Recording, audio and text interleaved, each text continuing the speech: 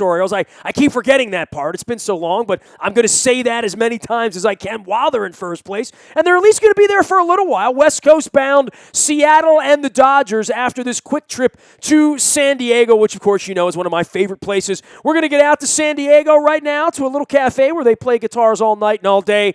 Andrew Buer covers all things Padres as their pregame host and Around the Horn at Fox 5 Sports San Diego Sports Final as well. And at 1090, where I got some friends out there at the mighty 1090 who were so good to me a year ago when I did the ballpark tour. Andrew, what's going on out there besides last place baseball and one hell of an All-Star game celebration you got in the headlights here in a couple of weeks? Well, I like how you had to throw in some last place baseball because we're all super pumped on that out here in San Diego. But yeah, man, things are good, dude. We just hit a big heat wave, so we're sitting in about 90-degree weather in beautiful sunny San Diego. So we don't have too much to complain about. Yeah, I'm a Padre fan, right? So I got a couple of old Gwynn jerseys in my closet, and, I love the warm-ups, by the way, for the All-Star game. If there's nothing I haven't done with all you San Diego guys is promote those warm-up jerseys because they look awesome. I can't wait to see Adam Jones or, Chris Tillman or whoever from the Orioles are going to be there, Manny Machado in one of those gigs. But, for the team, I was one of the guys excited a year and a half ago when they said, you know what, we're tired of the Dodgers outspending us and the Giants sort of outsmarting us. We're going to go out in the market. We're going to buy some baseball players. We're going to make this thing better instantly. And it just didn't work. And I stand in line as disappointed. I'm sure you being around the team and out there as well. And I think the Padres had even more at stake, especially with the Chargers sort of trying to fly the coop. This would have been a really nice time to be doing, let's say, what the Giants are doing right now, which I know that was the plan a year and a half ago.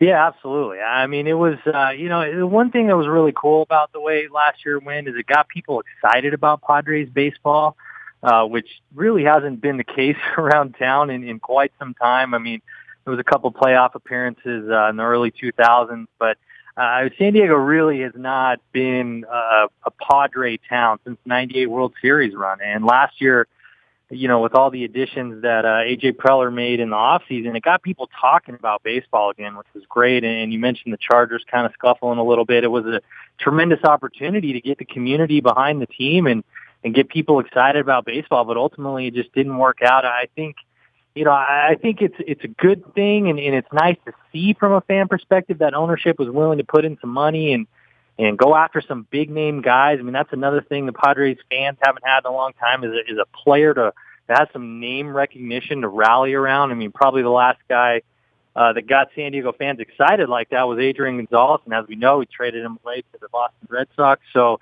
I think it gave fans some hope that they're willing to do that. But as you see in this year, now they're kind of paying the price for giving up a lot of draft picks. They got to rebuild the farm system. And they have some aging outfielders who are currently taking up spots for some guys who are in the minor leagues. So they're kind of in a precarious situation right now as they try to rebuild for the future.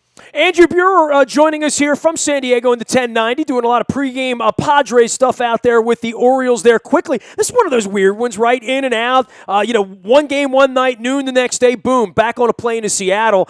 These two-game series. But we saw you guys last week here, and I guess the one thing I saw is that the leftover guys that are there that are performing from the money days of a year and a half ago, this is going to be a time for the Padres to recoup some of that if they, in fact, decide to pull the plug on a lot of these guys and deal them away. Shields was the beginning of that, and I know that came under some sort of duress last month. Obviously, when you find somebody that's going to take part of the money, that's going to be part of this negotiation, too, is how much money can they shed if, in fact, they wind up dealing a Melvin Upton away or they wind up dealing Myers away, who's been sensational. Yeah, exactly, and that's really where they're at now. I wrote a story, actually, on our website last week talking about how this next month up until that August 1st trade deadline is going to be really crucial for the future of this club just because guys like Matt Kemp, Melvin Upton Jr., John Jay, who actually just went down with a broken forearm, all are producing. They're all doing their job this year.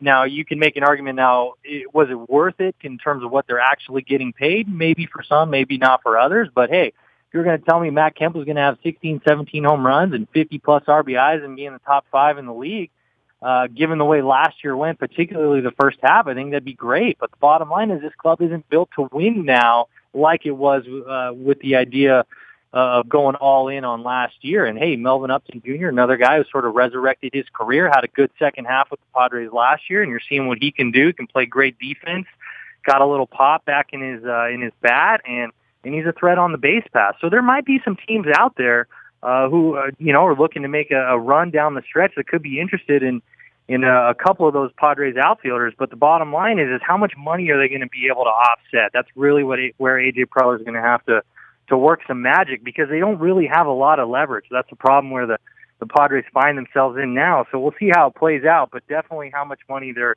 going to get other teams to take is going to be the big issue as they get toward that August 1st trade. I think the other part of this is just the failure of the whole thing leads to yet another fire sale, and I think the fan base there, much like here, I mean, we spent a decade and a half in last place, Andrew, right? So, I mean, I'm not – when I say first place Orioles, dude, I've been doing this 25 years. How many times could I sit here as we enter July and talk about the first place Orioles? I can tell you this time, and that's about – this time in 97, that's it. I mean, it's hard to be in first place, and the Orioles are trying to make it look easy at this point. But from the Padres' perspective of this sell-off part of this, this really is sort of the incubator of how you get good is you make savvy deals around the deadline if you can do that. And I think we have a situation where there's more teams in contention, especially in the American League right now, looking for help, but they're looking for pitching help, and no one on the planet's been better than Rodney, quite frankly. I mean, he finally gave up his first run the other day, right?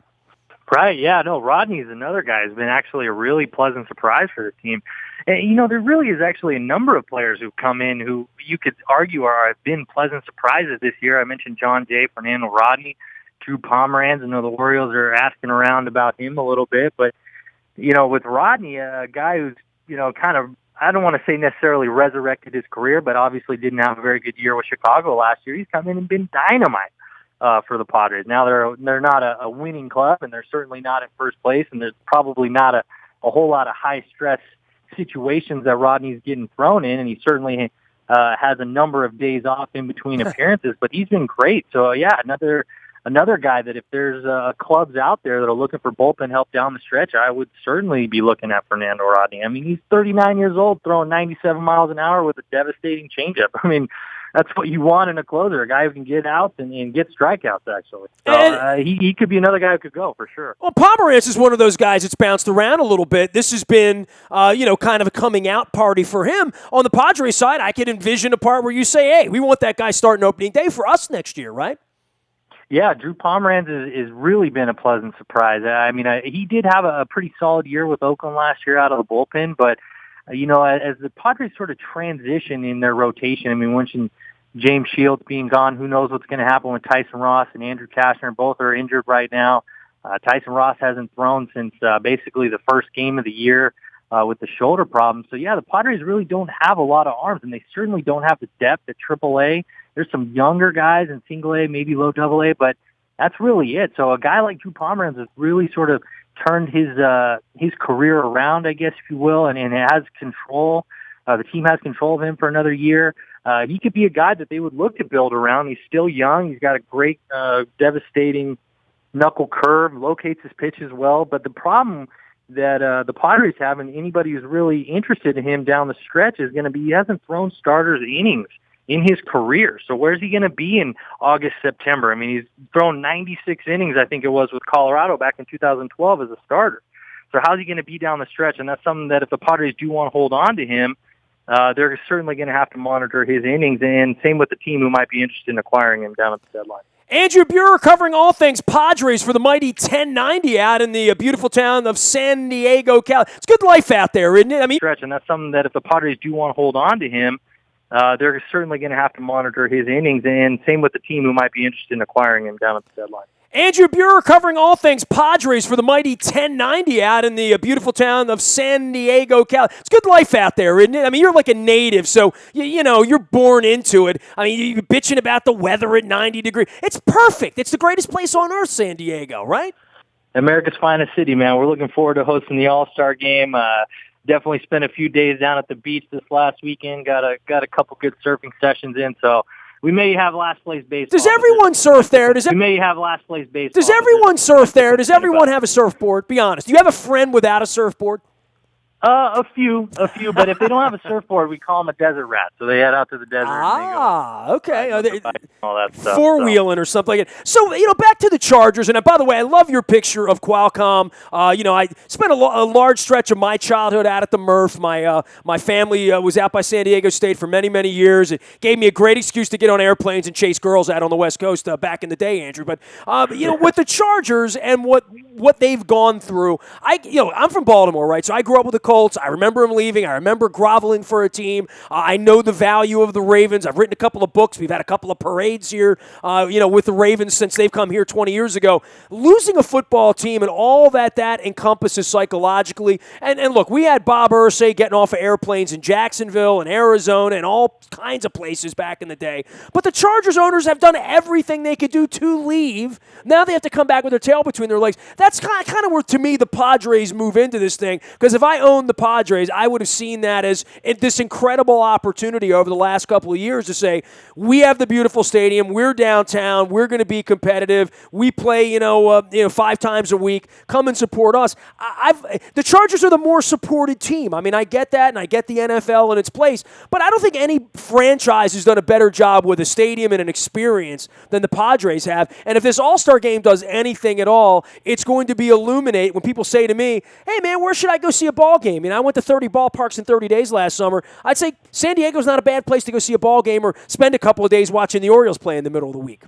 Oh, no doubt. Well, and I'll tell you what, man, as a guy who goes down to the ballpark quite a bit, we do have our fair share of out-of-town fans who come in and watch their teams play when they're in town in San Diego. So, I agree with you, man. San Diego and Petco Park is beautiful. Downtown, the setup, everything they've done to really make the fan experience has been tremendous. They got the big video board out there in left field now. I think it's the biggest in the National League. Dude, I was there on Taco Tuesday, bro. So, I took care of that too. You know what I mean? That's also a nice little promotion. All the Mexican food, and San Diego's big on the craft brew scene. So you can get, hundreds of different kinds of specialty brews that are only built right here or made right here in San Diego. So it's a great ballpark experience. It's just the Padres aren't a winning team. And, I know, man. And, you mentioned the Chargers. It really is, unfortunately, a missed opportunity in terms of San Diego's ownership to not really capitalize. I know they went all in last year, but, man, they're really paying for it now. And the Chargers could be, or they are going to be around for one more year, but we'll see after that. And, Padres are certainly going to have to take advantage of that if they do leave.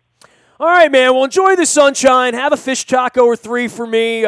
Great having you on. I enjoy your workout on Twitter. We're going to send everybody out there to follow Andrew Burer. That's Burer from the Mighty 1090 and Fox 5 in San Diego. And I got to say, stay classy because I just got to do that. I mean, anybody that's on television in San Diego gets that treatment, right? Always, Nestor, always. Hey, I appreciate it, man. It was fun. We'll do it again. Enjoy the games. You got it, man. Andrew Burer, and say hello to the Tony Gwynn statue out in the outfield for me. I'm going to miss the All-Star game in San Diego this year. I wish I were going out, but I will not be far removed. I did get out there for the Rolling Stones last year. That was kind of fun, seeing Mick and the boys do their thing in San Diego down at a baseball ballpark. We need that kind of action at Camden Yards. When are the Stones playing Baltimore, for crying out loud? We got that beautiful ballpark over there. I forgot. I think Mr. Angelos is still suing Van Halen. You can Google that. You can find me out in the Buy a Toyota Audio Vault 24 hours a day from anywhere in the world on your mobile devices. Download the TuneIn radio app. We come in crystal clear. The morning newspaper hits your email inbox at 7 a.m. each and every morning, and that is powered up by our friends at Planet Fitness and PlanetFitness.com. Still $10 a month to get in the best shape of your life at Planet Fitness. Last but never least, the breaking news always happens first on the WNST Tech Service. I'm hoping there is no breaking news on the Ravens for at least another month or two. It's usually bad news this time of the year, but certainly the Orioles moving guys up and back and forth out on the West Coast. That is all brought to you by Coons Ford of Security Boulevard. It's free. It's easy. Sign up at the website at WNST.net, and you'll always get the breaking news first. Dennis will be here on Thursday from 3 until 5, driving you home as well. And last but never least, I have been putting together all of my childhood rock and roll interviews from the late 1980s and early 1990s. Everything from Billy Joel and John Bon Jovi and Billy Squier and Pat Benatar and, Mike Campbell from Tom Petty and the Heartbreakers, all coming together the week of July 11th. I'm presenting it for the very first time. You'll want to check it out. You'll want to catch it on the website. And I've been putting up some fun Def Leppard and REO Speedwagon pictures up on my Facebook and out on our social media as well. You can find me, Nasty, at WNST.net from anywhere in the world, whether it's LinkedIn, Facebook, Twitter, Snapchat, Instagram, anywhere you are, we are. WNST.net, AM 1570, and WNST Towson, Baltimore. And we never stop talking Baltimore sports. Andrew.